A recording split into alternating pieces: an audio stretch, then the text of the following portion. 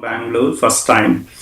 He met Ajan during last week visit, and Arun joined earlier also, so he was also part of last week discussion with Ajan. I'm not sure Bharti is from India or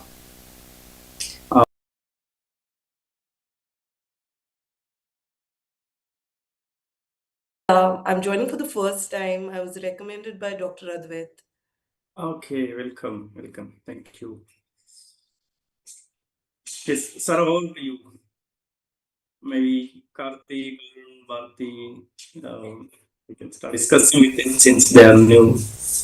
Yes, last time Aaron had some topics and questions, I think.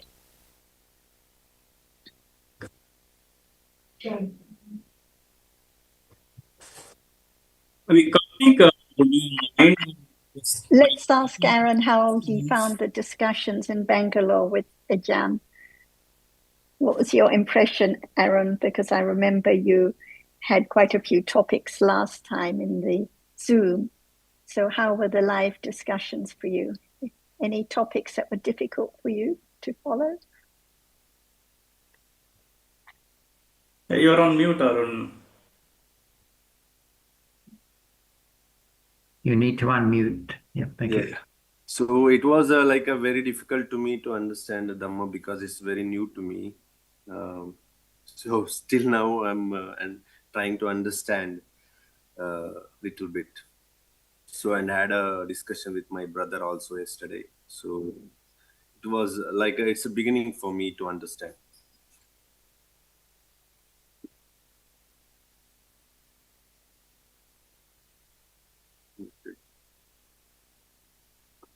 Cash, do you have any comments about the feedback from the newcomers to the discussions?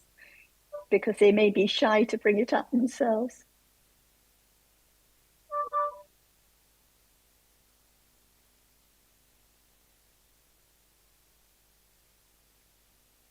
Your time. Please unmute. Raj. Thank you. Sorry. Yeah, I don't think they're shy because Karthik had the discussion with Ajan directly. Karthik, would you mind? You can show up yourself to our Dhamma friends, maybe if you are okay, if you're in a place where you can show up. Yes, Prakash ji. 1 second. Yeah.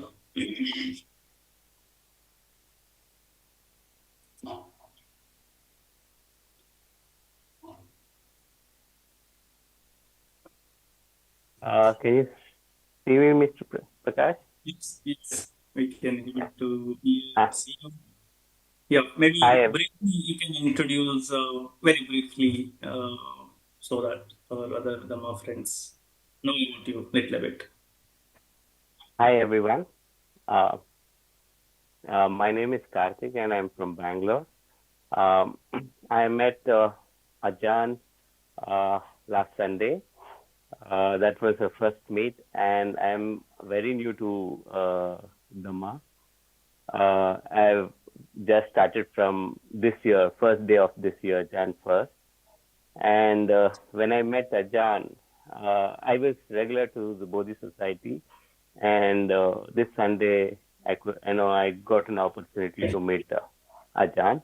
So when Ajahn spoke for 10 minutes, uh, I found it was very profound, but it was slipping out of the understanding. I know for sure Ajahn is saying something profound. I can feel it, and I was lost in Ajah's talk. So I just wanted to explore more because Ajahn, keeps it so brief, and in 2 lines, Ajahn says the whole truth, is what I felt, and what Ajahn spoke for those 10 minutes are what the whole existence and is what I felt. So from last Sunday, I've been reading. Ajahn had distributed 2 books of Nina, and I've been reading that. And Mr. Prakash also had shared in the group a book called the Dhamma Study or something. So I've been reading that, and I'm getting to understand. Yet I'm losing it. So I am in practice with that. I am trying to practice it. I'm trying to understand it. Can I I, ask, can I just ask you, and I appreciate what you're saying, and I think we've all had the same experience of not being able to understand properly on a first hearing. But do you remember what, in general terms, Ajahn was talking about during that 10 minutes you mentioned, where you were listening but not fully following what was being said? What was the yeah, general yeah, subject? sure. I can. So Ajahn was telling Dhamma, it is uh, arising every moment and it is passing. And seeing sees and hearing hears. So post that, yes, what he said, seeing sees and hearing hears. With that, I felt with seeing, we are also getting thinking. With hearing, we are also getting thinking. So when we see, we don't, what when I practiced, what I experienced was when I am seeing, also the seeing gives me a thinking of what I am seeing. And when I am hearing, it gives me a thinking or an imagination or a picturization or a preoccupied imagination. Uh, but one thing I just wanted to understand was that when seeing sees and hearing hears, uh, what does thinking do? Does thinking think? Um, there, I'm slipping out, and I'm practicing. I'm reading. Oh, Let's go back to the basics, Kartik, now. So now, is the seeing now? yes, And you say, I see, when I see, when I hear, when I imagine. So what is the I that sees now? that's the nothing. That is That's anatta. anatta. So is there any I that sees now? Or what sees now? It is seeing sees, Seeing sees now. So no I to see. And what hears now? hearing, Hearing. So no I to hear. And what thinks now? thinking, Thinking. Okay. So seeing sees, and then afterwards thinking about what is seen. Hearing hears, and afterwards there's thinking about what is heard. Can I or you practice or experience anything? it is not I can experience. It is just an experience. What is experience? This is where I get lost. Uh, it could be the experience from all the six doors. It is the Okay, sensual. Yeah. one at a time. So at a moment of seeing, does seeing experience anything? Seeing experiences anything. Yes. What does Yes. It experiences what does seeing experience? the see. Whatever the flow which I'm getting. I'm just telling. It could be wrong. Uh, See, all these preoccupied ideas. Okay, it could be wrong. All these things are coming when I am seeing. When I'm At a hearing, moment of all these. at a moment of at a moment of seeing, is there any hearing at the moment of seeing? No, only seeing. Only seeing. At a moment of seeing, is there any thinking? Uh, not maybe at the time of seeing. No, no, because only one moment of experiencing at a time. So at a moment of seeing, there is only seeing what is visible, only seeing, experiencing the visible object. No hearing, no thinking, no, this is where I get lost or anything else. It just sees. So seeing experiences the color or the visible object for an instant and gone. Hearing experiences sound and then gone. So experiencing occurs at every moment of life. There is always a chitta, we can say, like seeing or hearing, which experiences its object each moment, just one at a time.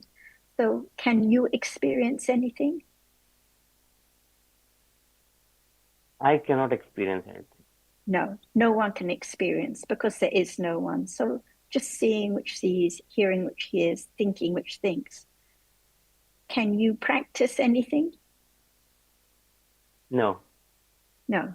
So when we think about practicing, what is the reality? Is it seeing? Is it hearing? What is it? I'm sleeping here.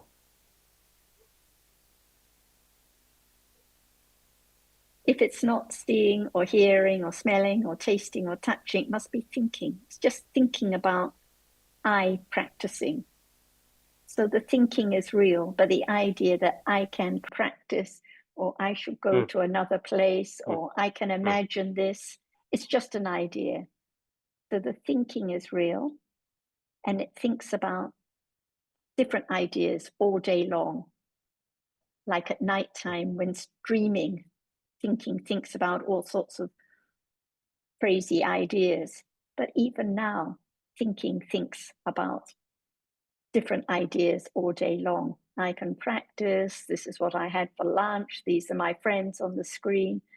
The thinking is real, but the ideas I can practice. These are just ideas. And like you said, each Dhamma is arising and passing away. I'm sure you discussed about the namas, the nama dhammas, those realities that experience an object like seeing or hearing or thinking, and those dhammas, the rupas, which don't experience anything like the visible object or the sound, the taste, the odor, the tangible object.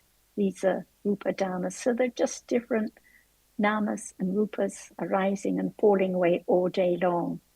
In truth, no I to practice, no I to experience, no I to feel the whole truth. Even that is an idea. Or when Jan is talking, I can feel the truth.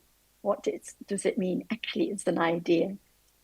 Because there is a Dhamma which is feeling, pleasant feeling, unpleasant feeling, neutral feeling at this very moment, at each moment. But the feeling just feels, it doesn't feel the truth. So understanding is a Dhamma that can begin to understand the truth. It's a Cetasika. So each of these citas which experience an object are accompanied by several or many Cetasikas that also experience the same object. So the point of listening and studying more about the Dhamma is for the gradual letting go of the idea of I that can think, I can practice, I can experience, I can control my life, I can decide what to do, the idea that I am in control. And this idea leads to all the expectations and all the disappointments and difficulties in life. So the Dharma is for the letting go of the wrong understanding of I. Any questions about that, Kartik? Hi, Sure. Susan. Glad to see you there. Hi. Sure. So when you just told I am practicing, I am experiencing. So what that is it?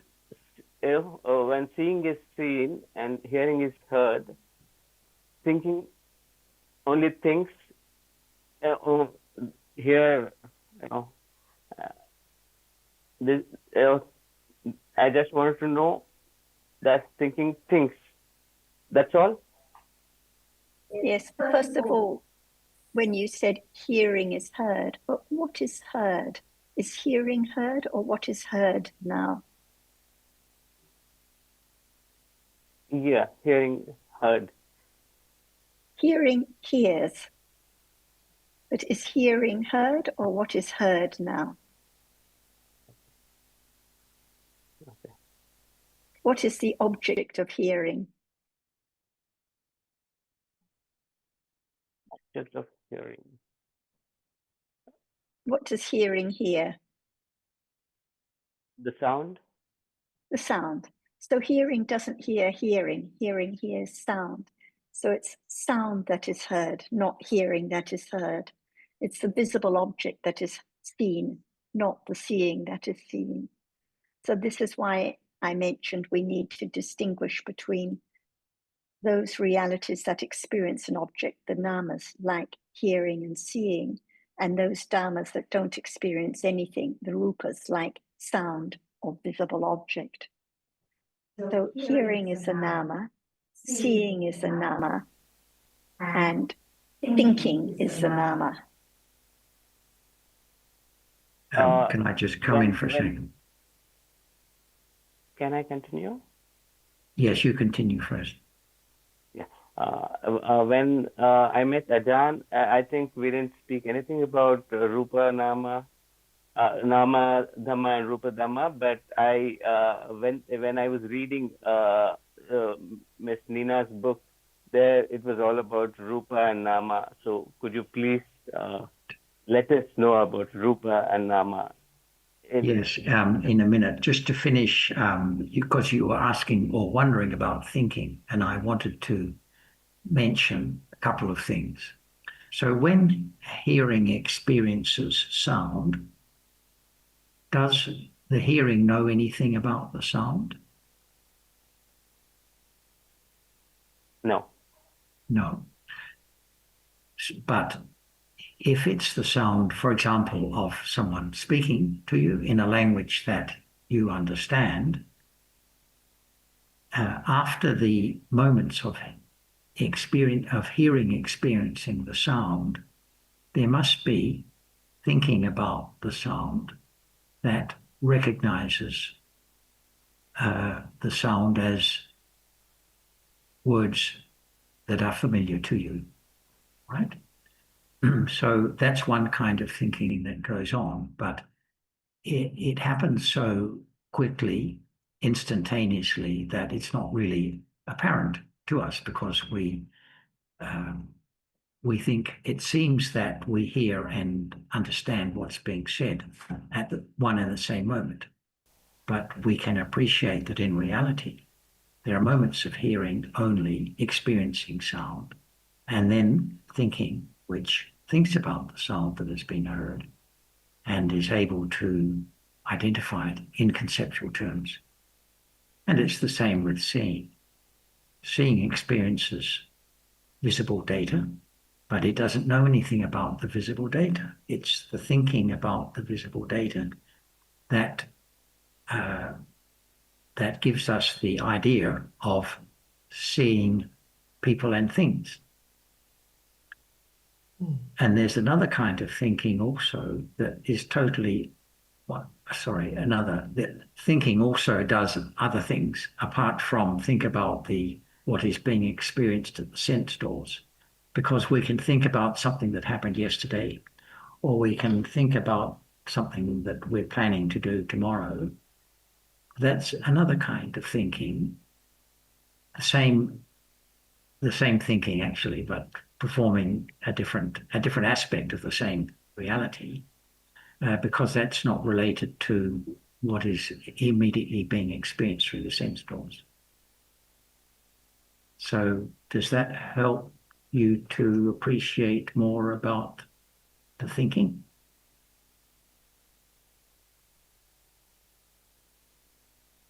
Could you please repeat what you said just now? last sentence. The whole lot, everything. No, not everything. The last no. line. The last. The outline. The outline is this, that there can be thinking about what is now being experienced through the different sense doors, what is being seen and heard, what is being experienced through the body sense in terms of temperature and hardness at the point of contact, where if you're sitting down, that sort of thing. And there can also be thinking that's unrelated to those sense door experiences, that if one is remembering something that happened yesterday, or one is thinking about what one is going to do after this session is finished, for example, that is not related to the present sense door experiences. So thinking can think about anything at all. But we appreciate that just to make sense of the world at the present moment. If there was just experiencing a visible object but no thinking, or hearing sound but no thinking about the sound, the world wouldn't make any sense to us.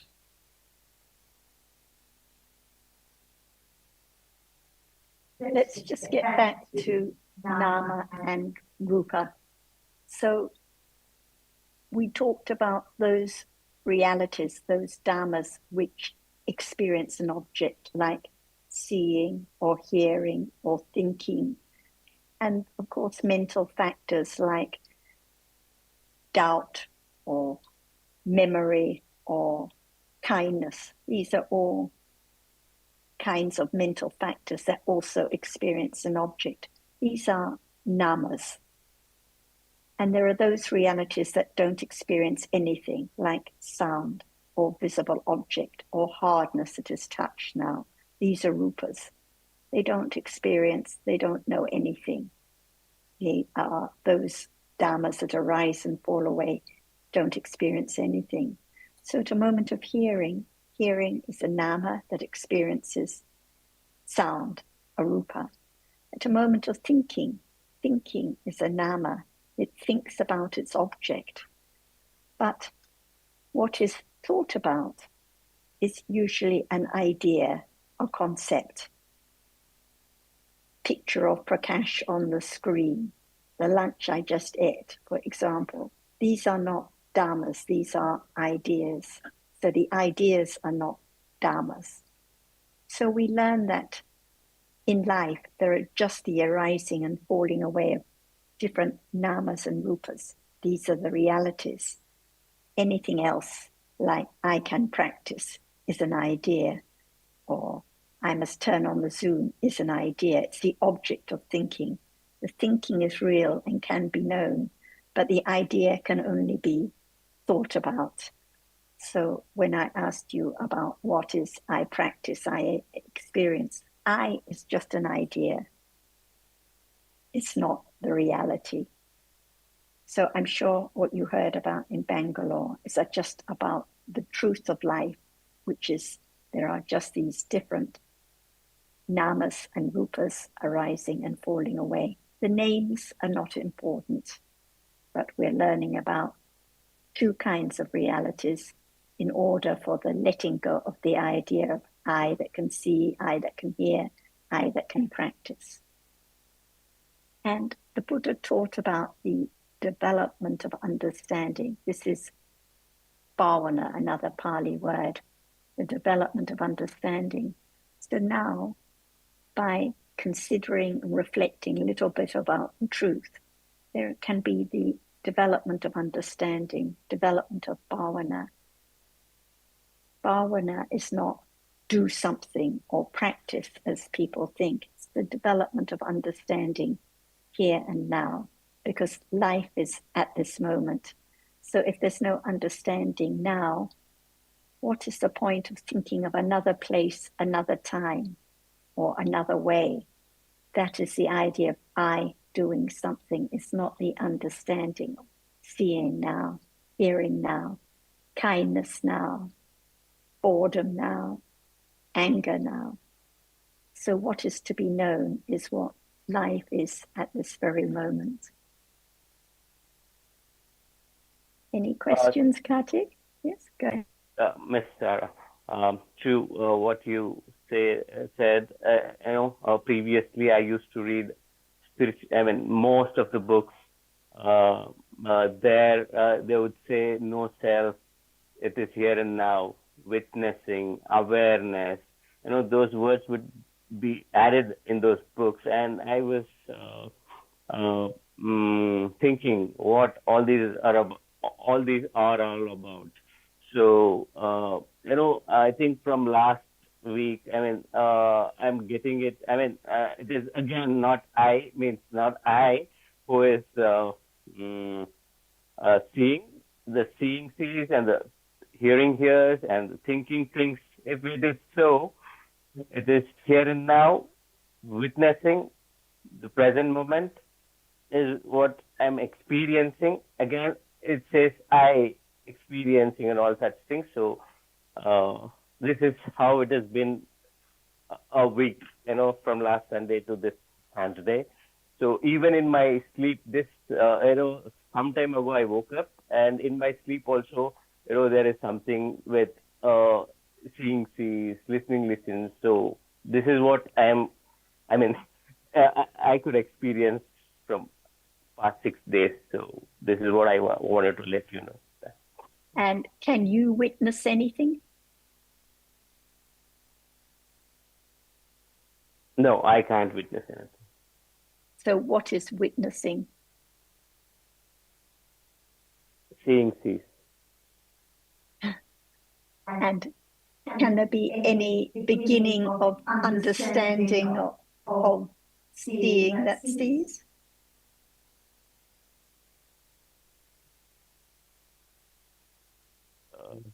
No beginning. Beginning to consider now, discussing, beginning to reflect that there is seeing now, but no I to be found that sees. This is the beginning, the very beginning of understanding that really no I to do anything. And it's the understanding that understands, not witnessing, not observing, not imagining. It's just understanding, which can begin to understand from hearing and reflecting about what is truth, what can be proved now. It can be proved now. No I to be found anywhere. No I that is seen, no I that is heard, just I that is thought about only, just an idea. So beginning to test out, beginning to prove, beginning to understand is the beginning of the development of understanding. But it's not I the understanding, it's not my understanding. But just want to add a quick word in case there's any misunderstanding that the fact that there is no I to be found doesn't mean that we can't use the I and you and so on in normal speech, because it's a question of what is the consciousness at the moment. We need to use labels such as I and me and you and they and book and computer. Otherwise, we cannot communicate with the rest of the world. So you don't need to pick yourself up every time that I is mentioned, but we appreciate that what is to be eventually eradicated is the concept of a self. And because we have the habit of thinking in terms like this and that, the same kind of thinking patterns will continue for even while we are interested in developing more understanding. So we don't have to change the way we think or react to the world, but what the Buddha taught is the development of understanding of the reality of the present moment.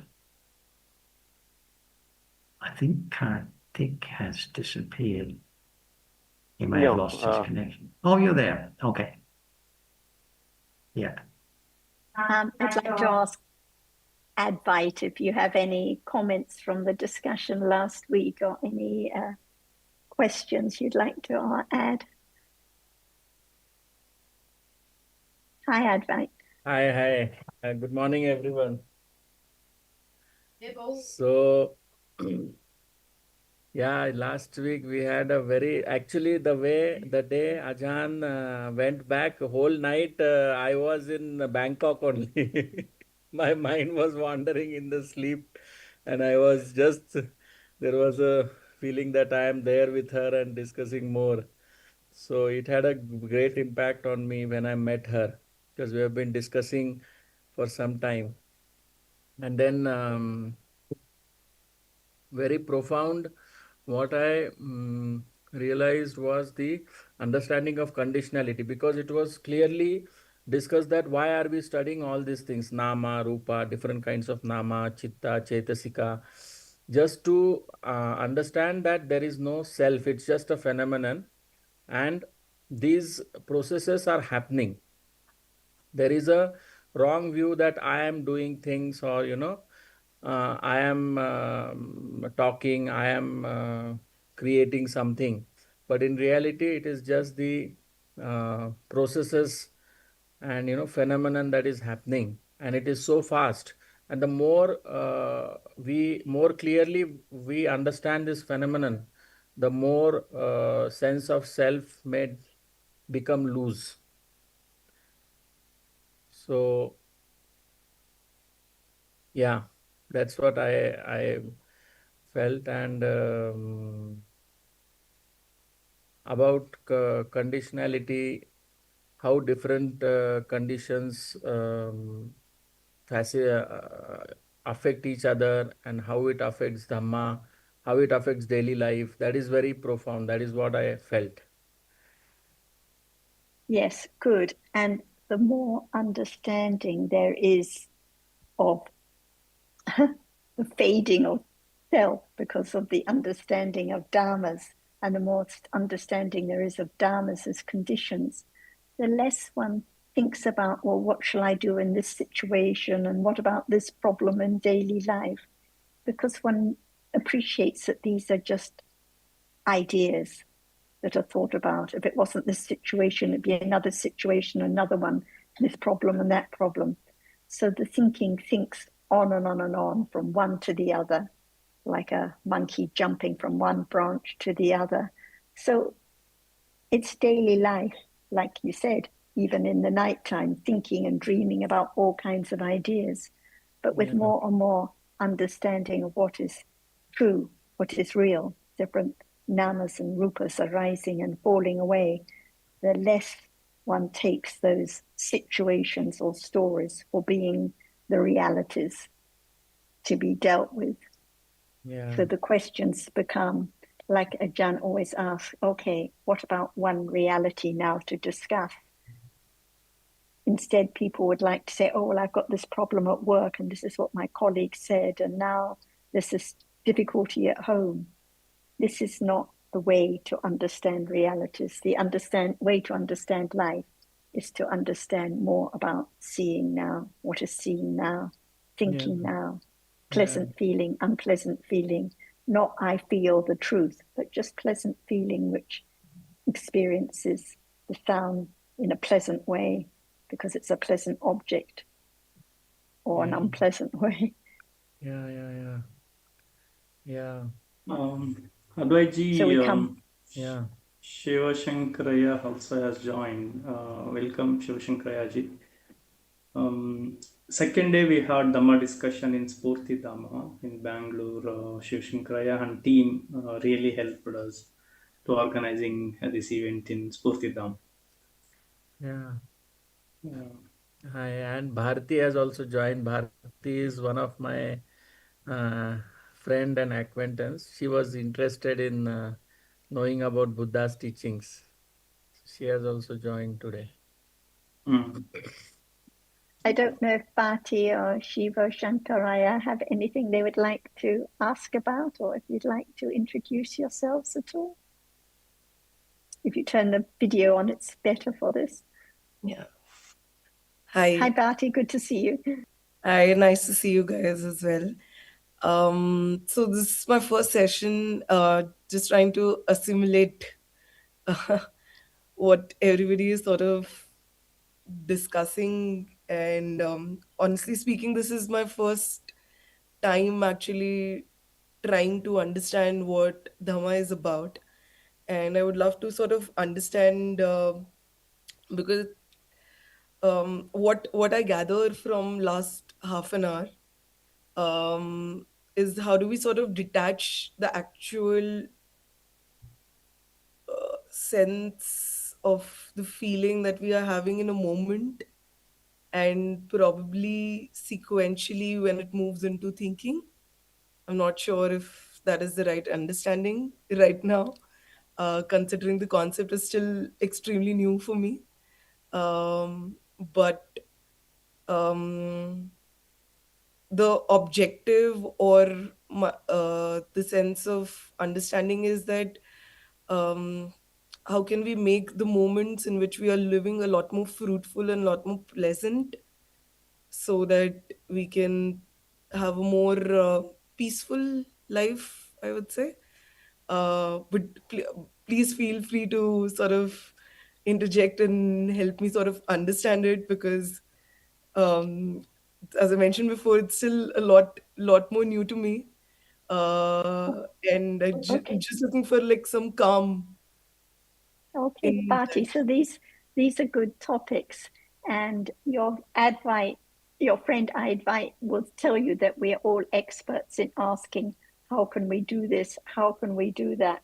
How can we uh, detach from this or that? Or how can we have more of a peaceful life? But when we ask, how can we? Isn't there an idea that there is an I or we who can or should do something? So this is the point. Is there an I that can detach? Is there an I that can stop having unpleasant feeling, that can make life peaceful all day? Or is this an idea, something in one's imagination that I can do this, I can detach from a moment and experience this or that? The Buddha taught that if it's possible for I to control what is seen now, what is heard now, what feeling is felt now, there would just be pleasant feeling all day. There would be calm all day. There would be no disturbance or difficulty at all. But the Buddha taught that whatever arises in life falls away instantly and is unsatisfactory, not in anyone's control. Who can decide what the thinking will think about now, what the seeing will see now, what the hearing will hear now? Who knows what the next sound heard will be? When we talk about situations, it seems I can control, I can decide whether to turn on the Zoom or not. But this is just thinking about the story in terms of what life is now, the seeing now, the hearing now, the thinking now, the pleasant feeling, the unpleasant feeling. Each one, each Dhamma arises by different conditions. Advait was talking about the conditioned the nature of Dhammas. Each moment of seeing, each moment of thinking arises by many different conditions. No I to control it, no I to detach, no I to stop unpleasant feeling arises. So the purpose of the study of the teachings is to begin to understand life as it is right now, not to try to change it, not to make it more peaceful, because this is just more clinging, but to understand it as it is, as many, many namas and rupas, many moments of experiencing, many moments of realities that are experienced, all anatta, not in anyone's control at all. So understanding develops with detachment, but it's not how do I, it's not I doing anything. So, So now, sorry, just a follow up to what you just mentioned with the sense of detachment, then in real life, how do you build relationships? Because if it is an idea of detachment, then how do you sort of connect? Can I do anything? Can I build a relationship? We talk about I building relationships, but what about now? Like now, we're beginning to talk together, but when we say we're beginning to develop a relationship, this is just our way of thinking, but actually it's just a moment of seeing, which sees what is seen, and then thinking about Bhati who comes from India and what she has just said. So in truth, there is seeing and there is thinking, pleasant feeling, and then we say, oh, it's a good relationship. But we live in the world of ideas. So we're talking about the understanding of different dhammas, different realities in life now. And can I just add briefly, Bharti, that the Buddha's teaching is a teaching about the truth of the present moment. And he urged his listeners to have a better understanding of the reality of the present moment. So he didn't tell us that we should change our life, our lifestyle. He didn't say that we should not develop relationships or we should not work at a job or we should not have attachment for that matter. He taught that what is the highest form of merit, of wholesome mental state, is the understanding of the reality of the present moment. And that's why we talk about things like seeing an invisible object, hearing and sound, thinking and so forth, because these are happening at the present moment, aren't they? There is seeing now, there is hearing now, there is thinking now about what has been seen and heard. If there wasn't that thinking, then there wouldn't be the idea of people and things, and there wouldn't be the understanding of what someone is saying. But until we've heard the Buddha's explanation of the reality of the present moment, we just take the world as being a composite of all these things rolled in together. So there's no distinguishing between the different realities. So detachment, which you asked about, is a wholesome mental state, right? It's not something that one does. One cannot detach oneself from anything because it is like saying, well, how do I have compassion for another person? It's not a question of what one does or even how one thinks about the other person, but the mental states are also conditioned realities which may arise but don't arise all the time, unlike, say, seeing an invisible object, hearing sound, and thinking. So detachment can arise by its own conditions, but it's like saying generosity, for example. There are moments of generosity in a day. There are moments of consideration for other people, but most of the day it's not. It's the usual thinking about me and what I'm interested in, but that is the reality of it. So it's to be understood as it is. We don't need to think about the detachment and so forth that may come with advanced levels of understanding, because as yet we don't have the basic understanding of the mundane aspects of life at the present moment. But the other things will come later. So the beginning is the appreciation, the understanding of the different realities that make up what we take for the present moment. And detachment is the opposite of attachment. Usually in a relationship with our friends, our family, most of the day there's lots and lots of attachment to what's seen and heard and to the one we like. But when there is detachment, less and less being. So, for example, when there is kindness or friendliness, when we're with other people, when there is friendliness, there is detachment with the friendliness, the kindness, the opposite of attachment. Attachment is for me, the friendliness, the kindness, the metta is for the benefit of the other, or the well-being of the other. So understanding can develop with more kindness, more friendliness, less clinging to oneself, more healthy for any relationships and for anyone that one's with, not just the special one. I think that Vishal wanted to bring up something. Vishal, do you want to turn on your camera and ask your question? Namaste.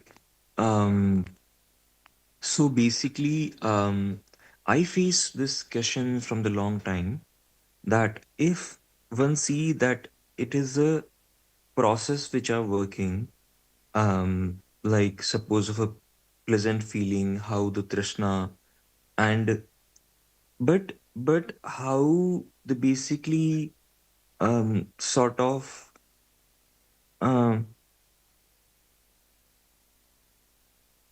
which is like non-identification of with self of sort, and then how the self identity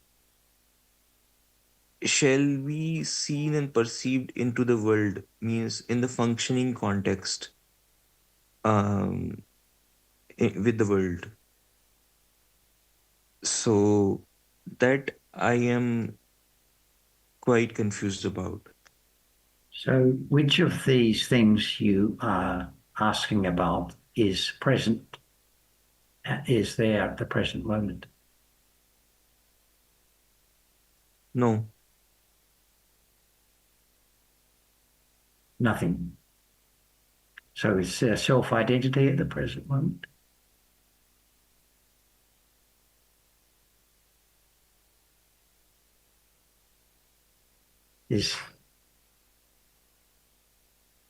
Is there anatta at the present moment?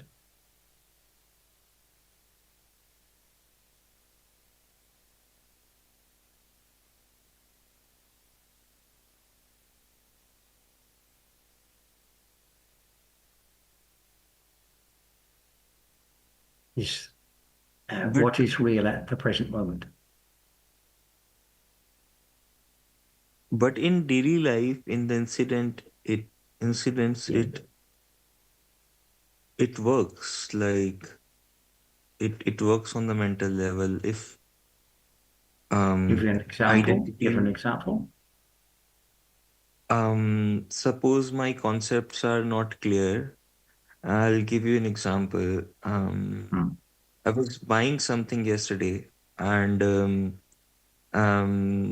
and somebody has not done well, you know, with not the value of honesty. So I said something, and I was feeling guilt within myself that, oh, I expressed a anger and I should not have expressed. It's a bad karma. And then I thought of whether should I make myself, deceived or cheated. And then, so it's complex. Yeah. And then, and putting myself sometimes, even doing the good acts, suppose two acts have done unwell, seeing that unwell things more on me. So Yeah. so it's like I found like I it's think a this is like normal daily life. Even the person who has developed understanding can get in that situation. But the Dhamma doesn't tell us how to act in a particular situation. It explains that what are the realities of the present moment. it talks about things that are independent of any particular situation. And these are realities. So whether we are having an enjoyable time or whether we're feeling cheated or getting angry, the realities that are arising at the present moment are more or less the same. There's still seeing and hearing and thinking. And there's still, in one case, there may be attachment, and the other case, there may be aversion or dosa.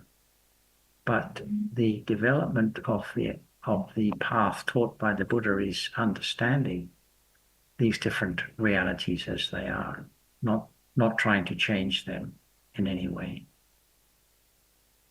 Let me ask Vishal, is there guilt Sorry now? for the interruption. Is there guilt No, I think now, it Vishal? processed. No, not now. Yeah, no, Not now. not that, no, not that which was last evening. Yeah. No. So the one last evening completely gone. So now, so if that one was Vishal, what about the one now, which is no guilt, no anger at all? Maybe there is friendliness now. So was the angry one Vishal, or is the friendly one Vishal? Or can we say some moments of anger, some moments of guilt, some moments of friendliness, some moments of regret, some moments of thinking about should I, some moments now of seeing, some moments of hearing. So which one is the I, the self-identity?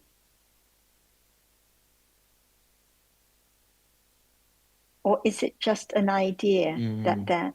the angry one was I and the not angry one now is I, or the guilty one was I? It's just a story, an idea we have about my identity and my identity working in a healthy way, or my identity that is seen in the world.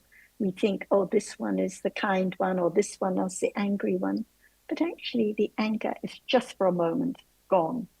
The friendliness just for a moment gone. Ignorance for a moment gone. Seeing now gone. Hearing gone. Whatever arises is gone instantly. But the thinking thinks, oh, this is my self identity. This is what I should do. Should I do this? Should I do that? Perhaps I should have regret about it. Non-stop clinging to the idea of I and my identity.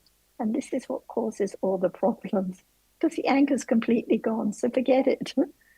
But the idea, should I do this? Should I do that? This is the story about me. It shows so much clinging to I.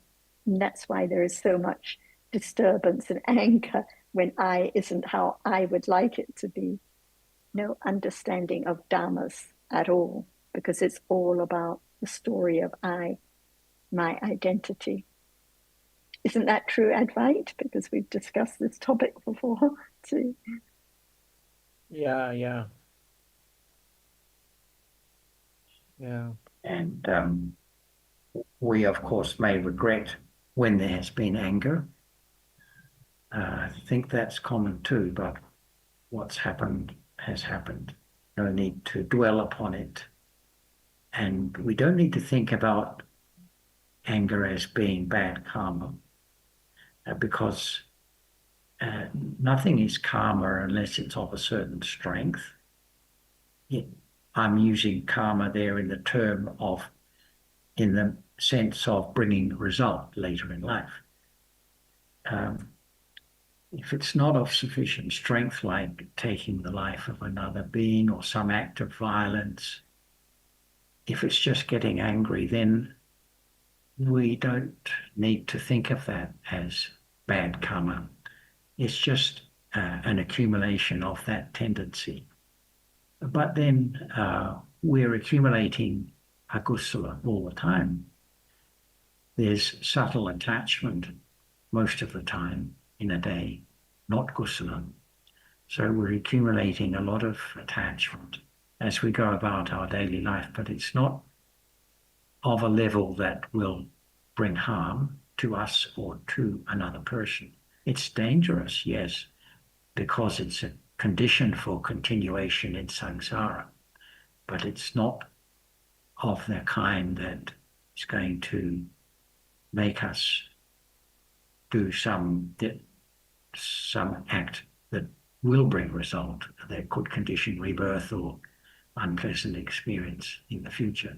So we shouldn't be too hard on ourselves. The reason there is anger is because that tendency has been accumulated. And because there is the accumulation for anger, it will manifest when there are conditions for it to manifest. But the important thing is we appreciate that it's just a conditioned reality. It has a particular characteristic.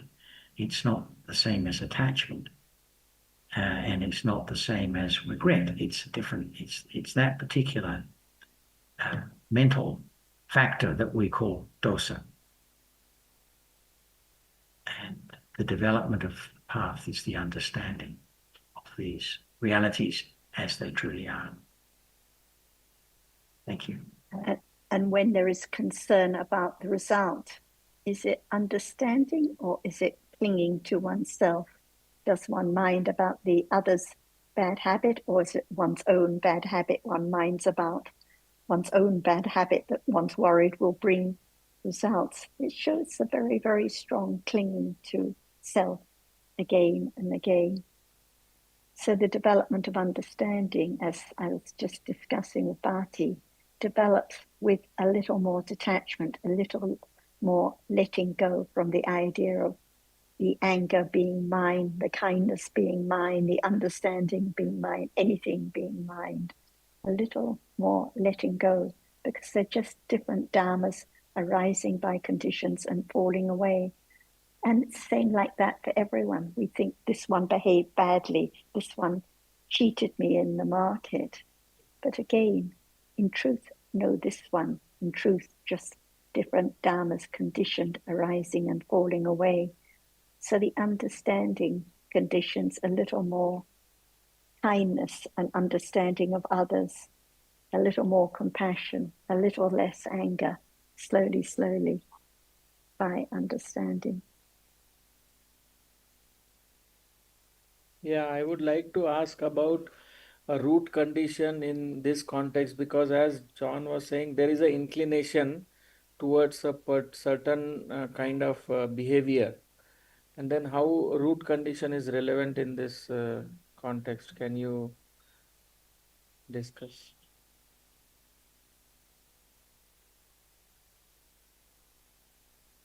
What does root condition mean? Hetu Pachaya, that there are 6 roots: Lobha, Okay. Dosha, Moha, So, Alobha, right. Adosha, Amoha. Right. So these are the factors that make the consciousness kusala or akusala. Right. Yeah. So even so, the other mental factors that arise together with the consciousness will also be kusala or akusala according to the roots. Yeah. So when we talk about akusala citta, for example,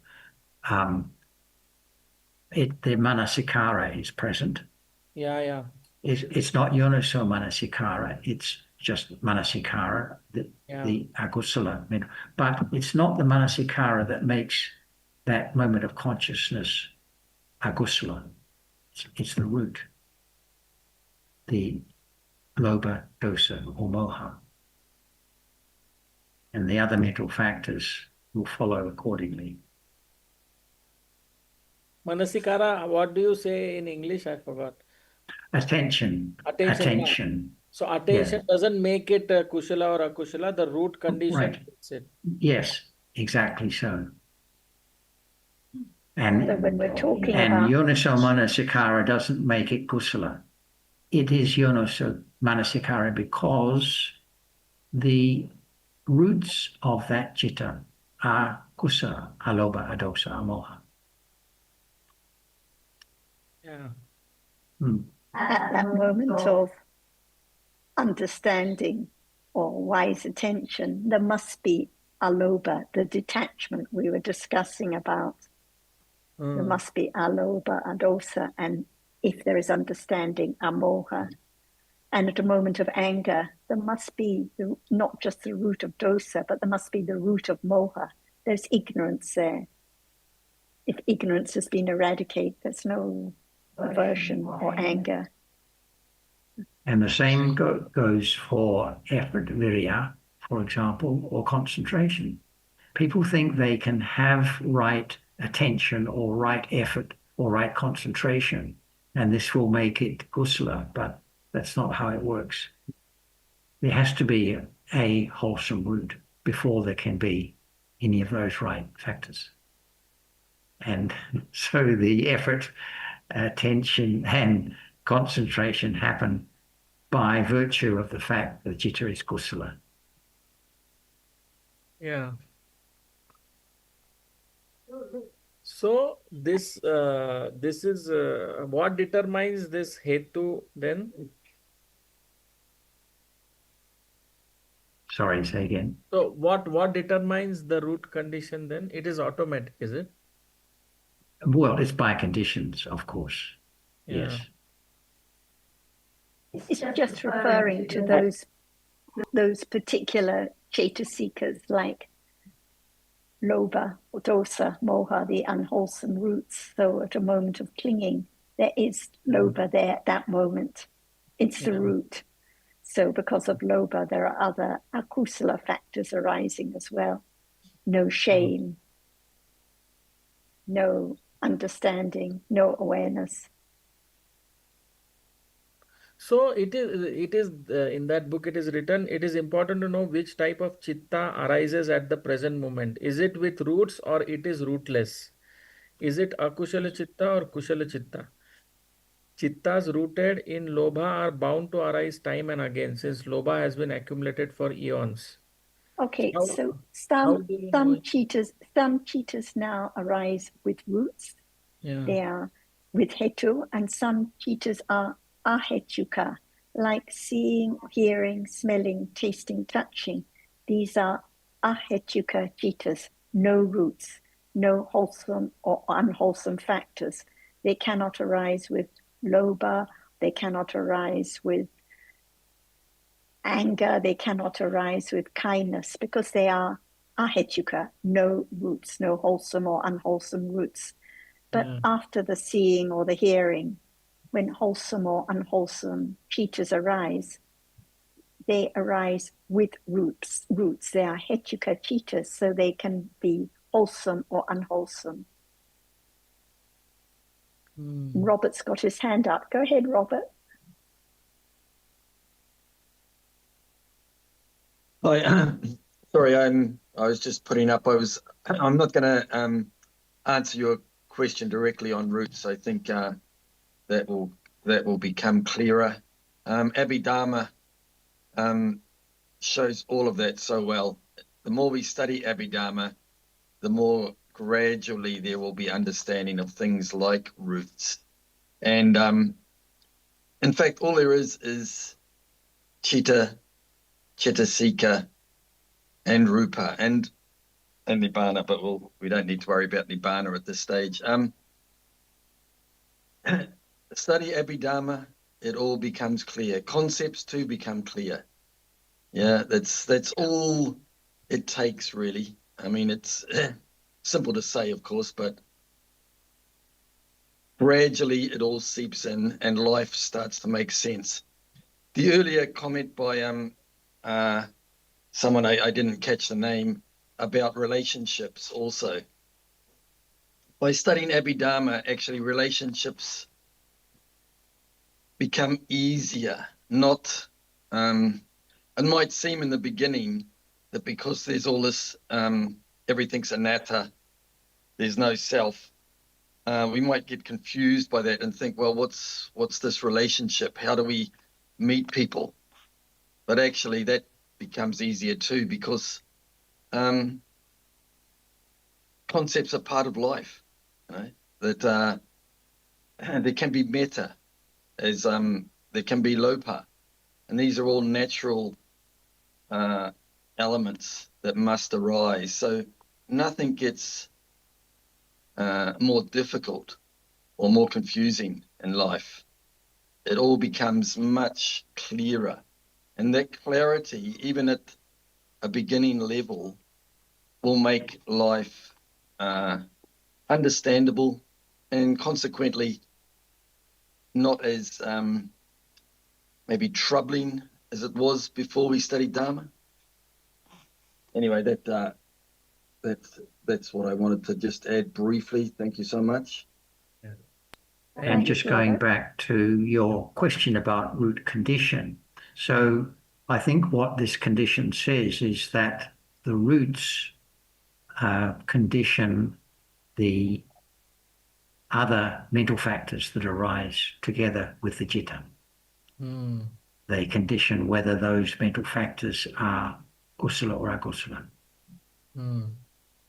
which Yeah. is really what we were saying. And also just very briefly, because it's too detailed for some.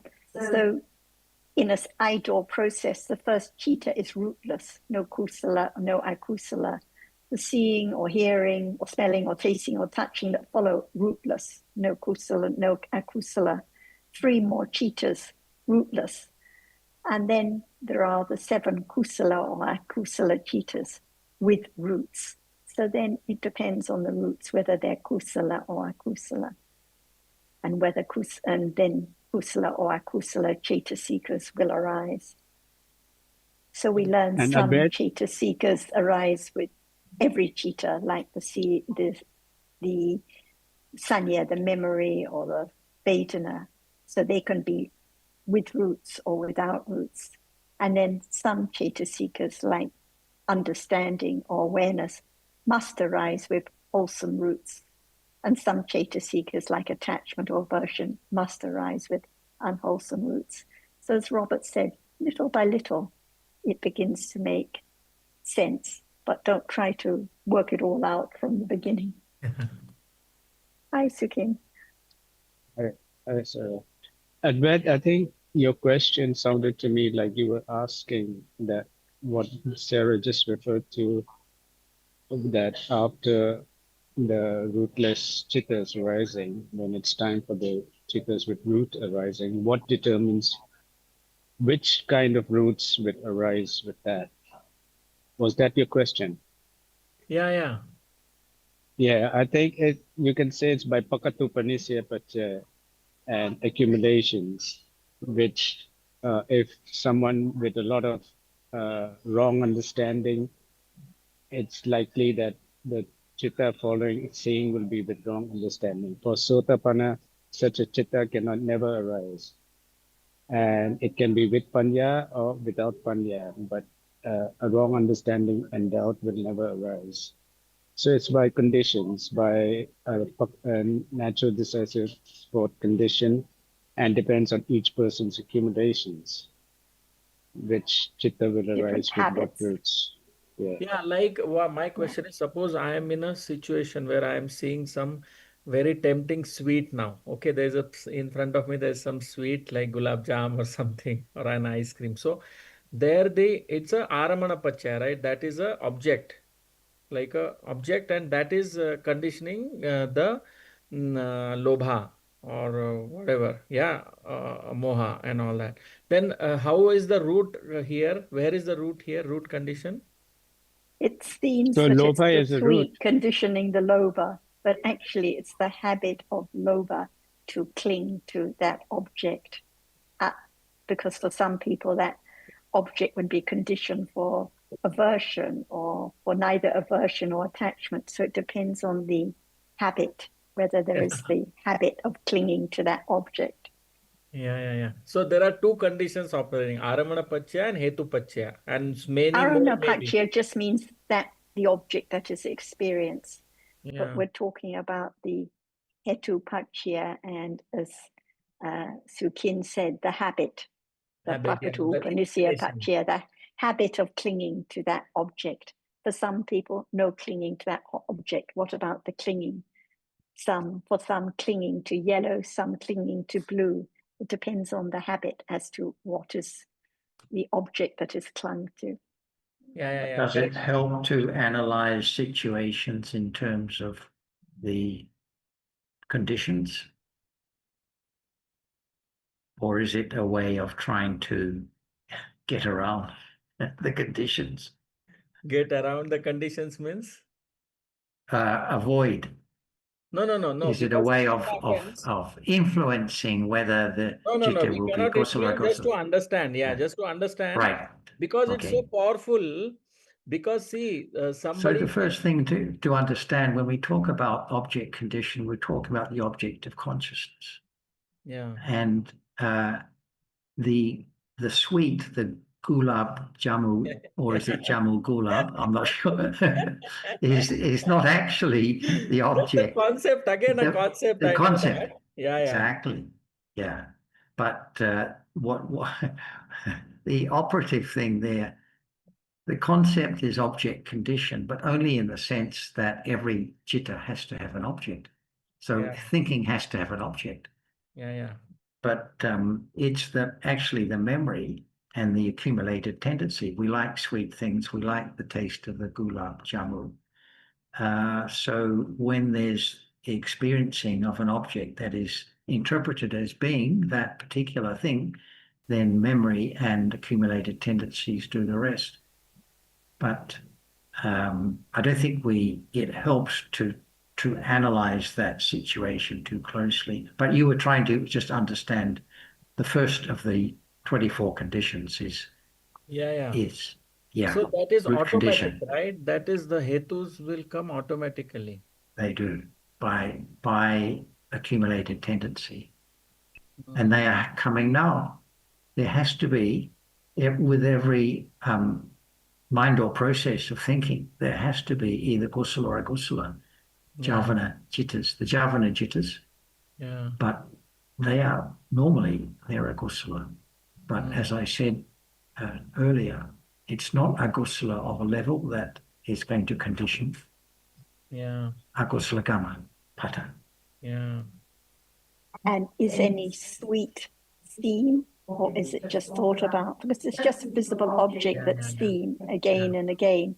And because of memory, as Jonathan mentioned, there's thinking about that object, thinking about the shape, the pattern, thinking about the sweet, thinking with loba, because of the accumulation of loba, thinking with loba about that particular object. But it's just visible object seen, just tasted. And at the moment of seeing, in the moment of tasting, there's neutral feeling.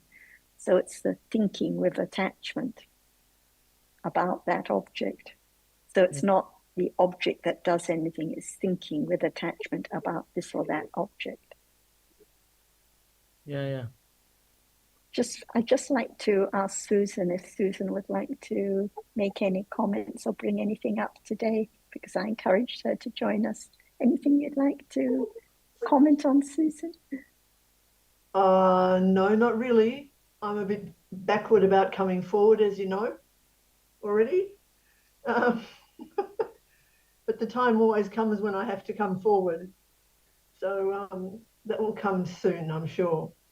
I'm enjoying, hope everybody could understand that sort of garbled kind of English, but it makes sense to me. But I'm enjoying being in this environment again, though, and listening and clarifying my understanding of the basics. I've been I don't know whether you'll think this is good, bad, or indifferent, but I've recently been dipping into a series of 7 lectures on YouTube given by the very famous monk Bhikkhu Bodhi on the Abhidhamma. And so a lot of what I'm hearing here, I've been hearing again, which is good. For me, a number of times over makes strength in my understanding and in my ability to remember as well, to recall, because I have this feeling that I need to be able to recall what I've learned, or I haven't learned it. Do you know what I mean? I can't apply it. I don't know whether that's right, but that's how I figure.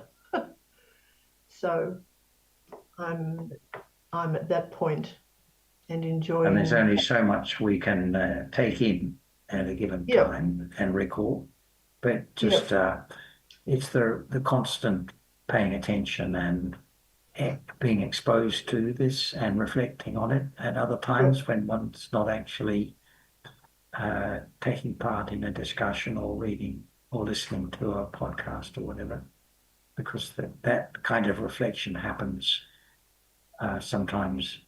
We can say subconsciously. So the effect is that there is a turning over and reflecting on what one has come across. I hope there is reflection that happens. What did you say? Some of the reflection happens subconsciously.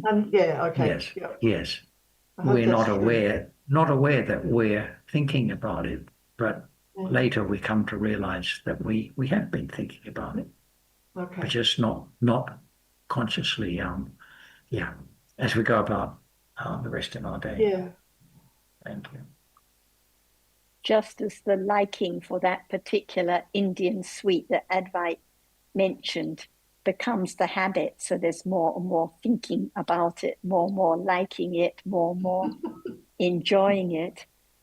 In just the same way, the beginning of understanding or reflecting on the truth on different dharmas begins to seep in, becomes more of a habit. So there's more conditions to reflect on dharmas as not I, less thinking about what I should do or how I should apply it, because there's more understanding that they are conditioned, anatta. So the habit becomes a little more ingrained, seeps in by the same condition. So the reflection and understanding now conditions a little more understanding, a little more reflection later with those wholesome roots. So that's the understanding of, I guess, of why it's important to discipline the environment we put ourselves into. As in, by environment, I mean this is an environment. I think it's why it's important to discuss, consider, question, be questioned. Because if our ideas are not questioned, like we might say something like someone mentioned at the beginning about feeling the whole truth. And I said, well, what does it mean to feel the whole truth? If it's not questioned, one may never consider, well, what is it that I mean? So the listening, the considering, the reflecting, the discussing, the questioning is a condition for a little more understanding to develop. This is why the Buddha taught for 45 years so much, because we need to hear it. If we don't hear it, don't discuss it, we just get stuck with our own ideas or the idea of what I should do or think of certain situations instead of understanding a little bit more about life now, whether in the Zoom or at home, in the market or anytime, any place. It's more about the understanding. And talking about the basics, as you were earlier, Susan, someone has posted a question onto the chat list. Could you please explain conditioned realities? So that's probably not a bad topic to go to. Susan, would you like to say anything about that on your studies? Oh, not today. Do I have to? No. I'm just thinking because you mentioned you have been listening to the Bodhi lectures. So, okay. Does he talk about conditioned realities? He does begin to. I'm only on lecture number 2 Right. out of 7, so I haven't got very far into it. I just mentioned it as something that's reinforcing what you're teaching. Right. Okay. But Yeah. I think you'd have heard enough to appreciate that the seeing now, the hearing now, the thinking now are each instances of a conditioned reality. Yes. Yeah. Good. So what I see, Karthik's. yeah, no. Karthik, I think it's your question. Is that right?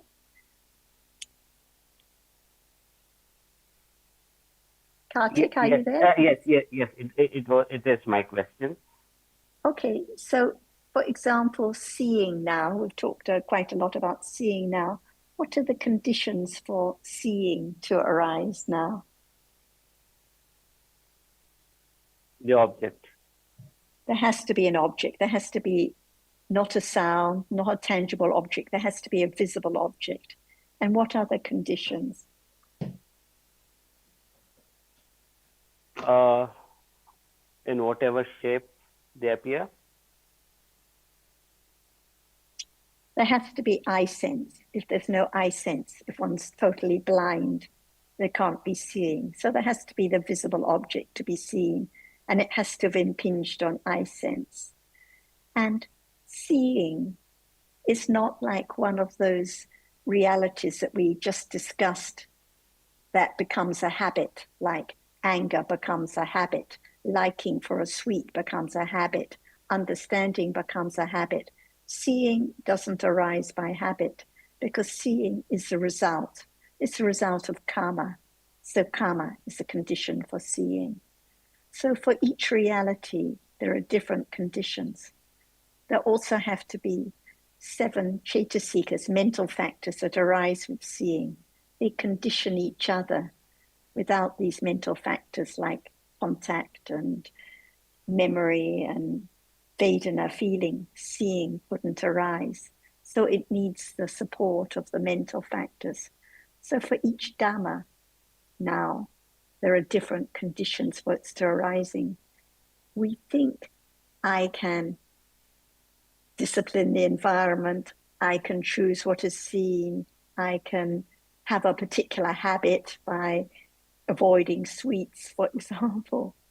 But we learn that each Dhamma, each moment of thinking, each moment of seeing, each moment of liking, each moment of disliking arises by different conditions, not by anyone doing anything.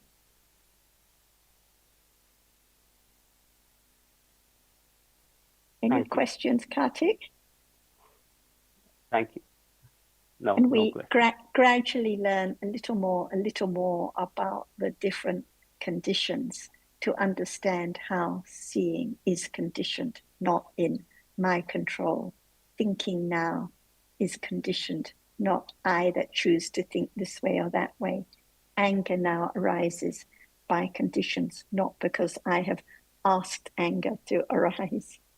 So each Dhamma is anatta, not my anger, not my seeing, not my liking of a sweet. Different Dhammas arise and fall away, each one by different conditions.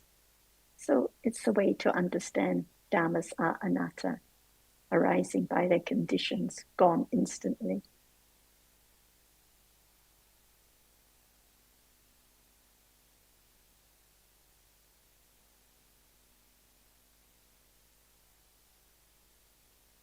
And Eve or anyone else, would you like to say anything before we finish?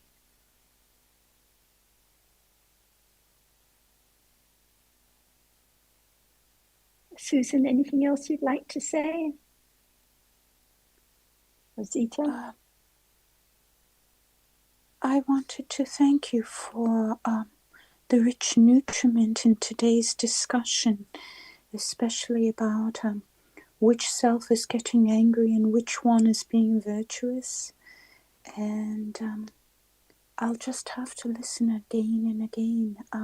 And especially also, if I may, the comments on reflecting. Initially, loaded with the self, headed in the wrong direction. After reading or discussion now, I can take a few moments to quietly reflect only to find there was a monkey running amok in the cranium.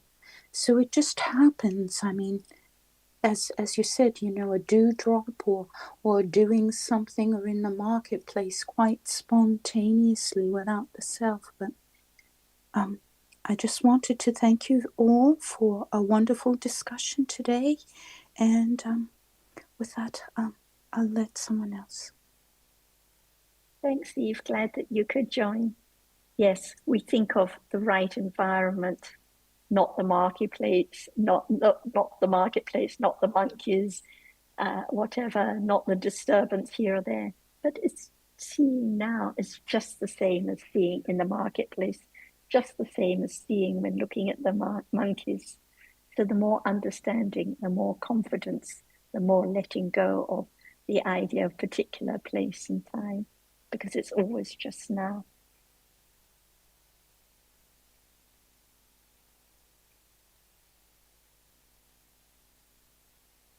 I don't know if I've got time, but just quickly, briefly, something Jonathan said.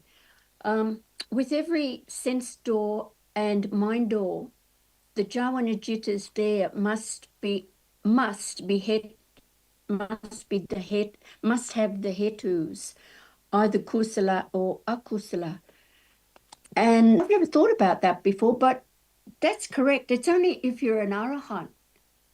Once arahata is reached, then there's no more kusala agusala, is there? So No is more that did I write that down correctly? Yes, no more. And for the arahat, no more akusala, no more kusala, but there's still the sobana roots. There's still the roots of aloba, adosa, and amoha. But we call them the beautiful factors. Yes. It can't bring result. Can't bring results. So that's why it's not kusala. Okay, Kiriya. right. Kiriya, of course, yes. Oh my still goodness. the beautiful roots, yes. More yes, details. I'll agree with Eve there. It's been a really good discussion. So thank you. Okay, and next Saturday, I think Ajahn will be back and everything, and we have another discussion on Monday morning in English. If anyone would like to join, yes. Yes, Monday morning we will have the regular discussion on Monday morning, and Ajahn will be present for that one too. Yes. And there will be a discussion this afternoon then? No, that one has been cancelled. Actually, we were willing to run it, but was a problem with having someone help with the technical side. And so anyway, the next one will be the Monday one. We have the Vietnamese one tomorrow as usual, Vietnamese English one. Okay. Thank you. So some are cancelled and some are continuing. Thank you. Okay, so see you all next time. Thank you. Okay, I was about to go.